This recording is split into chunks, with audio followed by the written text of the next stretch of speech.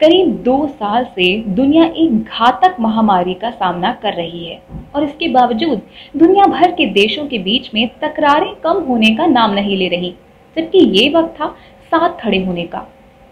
16 सितंबर को ozone day मनाया जाता है और ग्लोबल यूनिटी का अगर कोई सबसे बड़ा उदाहरण देना हो तो शायद ओजोन परत को बचाने के लिए बनाया गया मॉन्ट्रियल प्रोटोकॉल ही होगा।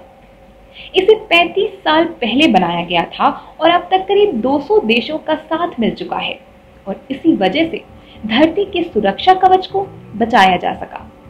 साल 1928 में जनरल मोटर्स के थॉमस मिडले जूनियर ने क्लोरोफ्लोरोकार्बन इजाद किया और इसने रेफ्रिजरेटर्स में अमोनिया, मेथिल क्लोराइड और सल्फर डाइऑक्साइड की जगह ले ली, जो लीक होने पर जहरीले साबित हो रहे थे। क्लोरोफ्लोरोकार्बन या CFC को बड़े स्तर पर इस्तेमाल के लिए सुरक्षित पाया गया, लेकिन करीब 40 साल बाद इससे होने वाला खतरा दिखने लगा। 1970 के दशक में अमेरिकी साइंटिस्ट F. शेरवुड रोलैंड ने ब्रिटिश साइंटिस्ट जेम्स लवलॉक की एक रिसर्च में पाया कि ट्राइक्लोरोफ्लोरोमीथेन वायुमंडल में लंबे वक्त तक बने रह जाते हैं। इसे पढ़ने के बाद रोलैंड ने पर्यावरण में मौजूद CFCs पर रिसर्च शुरू की। उन्होंने मारियो मोलिना के साथ मिलकर दिखाया कि स्ट्रेटोस्फीयर में मौजूद CFC सूरज के अल्ट्रावायलेट रेडिएशन के असर से क्लोरीन एटम में टूट जाते हैं। इसी स्ट्रेटोस्फीयर में ही मौजूद होती है ओजोन और CFC से निकलने वाले क्लोरीन एटम ओजोन को ऑक्सीजन मॉलिक्यूल में तोड़ देते थे।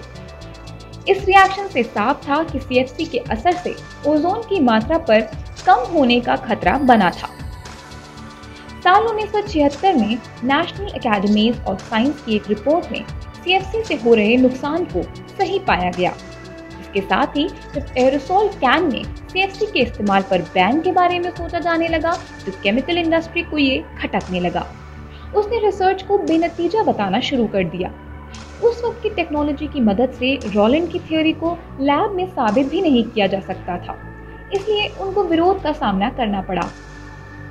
एरोसोल कैन में इनका इस्तेमाल बंद किया जा सकता था, लेकिन रेफ्रिजरेंट के तौर पर इनका कोई विकल्प न होने की वजह से इन पर बैन लगाना इतना आसान नहीं था।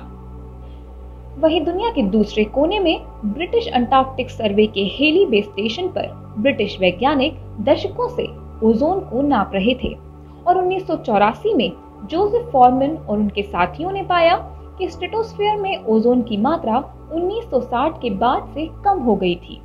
1985 में नेचर में छपे एक पेपर में दावा किया गया कि सितंबर के महीने में अंटार्कटिका के ऊपर ओजोन की मात्रा 40% कम हो गई थी। तब दुनिया को समझ आया कि उसके सामने कितना बड़ा संकट खड़ा हो गया है।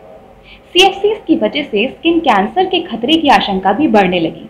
इसके बाद शुरू हुई एक ऐसी जंग जिसे सफलता मिली मॉन्ट्रियल प्रोटोकॉल की शक्ल में।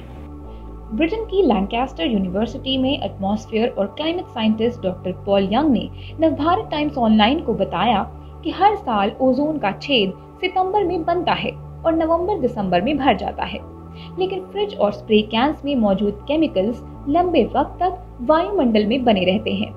इसलिए केमिकल बैन के बावजूद हर साल ओजोन का छेद बनता जरूर है। पॉल के मुताबिक अच्छी बात यह है कि ओजोन का छेद औसतन हर साल छोटा होता जा रहा है, जो इन केमिकल्स की घटती मात्रा की वजह से है। वहीं नासा के गॉडार्ड स्पेस फ्लाइट सेंटर के यूनिवर्सिटी स्पेस रिसर्च एसोसिएशन की प्रिंसिपल साइंटिस्ट डॉक्टर सूजन स्ट्रेहन ने भी हमें बताया कि हाइड्रोफ्लोरोफ्लोरोकार्बन और फिर हाइड्रोफ्लोरोकार्बन को ओजोन फ्रेंडली मानकर रिप्लेसमेंट गैस के तौर पर इस्तेमाल किया गया, लेकिन दोनों जलवायु को गर्म करने की क्षमता रखती हैं। जब मॉन्ट्रियल प्रोटोकॉल के सदस्यों ने 15 अक्टूबर 2016 में रवांडा के किगाली में बैठक की तो HFC को भी हटाने पर सहमति बनाई गई। अब HFO इस्तेमाल किए जाते हैं। ये जलवायु को ज्यादा गर्म नहीं करते हैं और ओजोन को भी नुकसान नहीं पहुंचाते हैं। ओजोन परत के छेद के बारे में एक ये बात समझने वाली है कि इस छेद का मतलब ये नहीं है कि वहाँ ओजोन होती ही नहीं है, बल्कि इसकी मात्रा में कमी से ही भारी नुकसान हो सकता है। ओजोन की सेहत जितनी सरकारों और वैज्ञानिकों के हाथ में है, उतनी ही आम लोगों के हाथ में भी है। ये समझना ज़रूरी है कि एटमॉस्फेयर को नुकसान पहुंचाने वाली ये गैसें और केमिकल्स आखिर लीक कैसे होते हैं। मॉन्ट्रियल प्रोटोकॉल के तहत विकासशील देशों को सीएफसी और एचसीएफसी के फेज आउट के लिए ज़्यादा वक्त दिया गया है। उनके लिए फंड भी तैयार किया गया है ताकि वे टेक्नोलॉजी का इस्तेमाल कर सकें जिसकी ज़रूरत सीएफसी से एचसीएफसी और दूसरी रिप्लेसमेंट गैसों के इस्तेमाल के लिए होगी। यूनाइटेड नेशंस एनवायरनमेंट प्रोग्राम के मुताबिक विकसित देशों को 2020 तक पूरी तरह से एचसीएफसी का इस्तेमाल खत्म करने का लक्ष्य दिया गया था, जबकि विकासशील देशों ने 2013 में ये प्रक्रिया शुरू की और अब 2030 तक इन्हें पूरी तरह खत्म किया जाएगा। डॉक्टर सूजन से जब सवाल किया गया कि अगर मॉन्ट्रियल प्रोटोकॉल ना होता तो आज हालात कैसे होते, तो वह इसका जवाब एक शब्द में देती हैं, विनाशकारी। डॉक्टर सूजन का कहना है कि अगर 1970-1980 की दर से सीएफसी की मात्रा बढ़ती रहती तो आज आर्कटिक में भी छेद होता और अंटार्कटिक में ओजोन का छेद और ज्यादा बड़ा और ज्यादा वक्त के लिए होता और लोग हर जगह पूरे साल अल्ट्रावायलेट रेडिएशन को झेल रहे होते। इससे इंसानों में स्किन कैंसर और मोतियाबिंद बढ़ जाता और फसलों को भी नुकसान होता। मॉन्ट्रियल प्रोटोकॉल ने 2030 तक हर साल 20 लाख लोगों को स्किन कैंसर से बचाया है। सूजन बताती हैं कि कई लोगों के पास फ्रिज होता है, एयर कंडीशनर भी, और जब अप्लायंसेस पुराने हो जाते हैं और उनकी जगह दूसरा लाना होता है तो पुराने को कचरे में नहीं डाल देना चाहिए, क्योंकि इससे उनकी कॉइल में मौजूद सीएफसी और एचसीएफसी वायुमंडल में लीक हो जाती हैं। ये सुनिश्चित करना चाहिए कि कोई ऐसा इन्हें रिसाइकिल करे जो सुरक्षित तरीके से इन गैसों को निकाल सके और फिर इन्हें डिस्पोज किया जाए।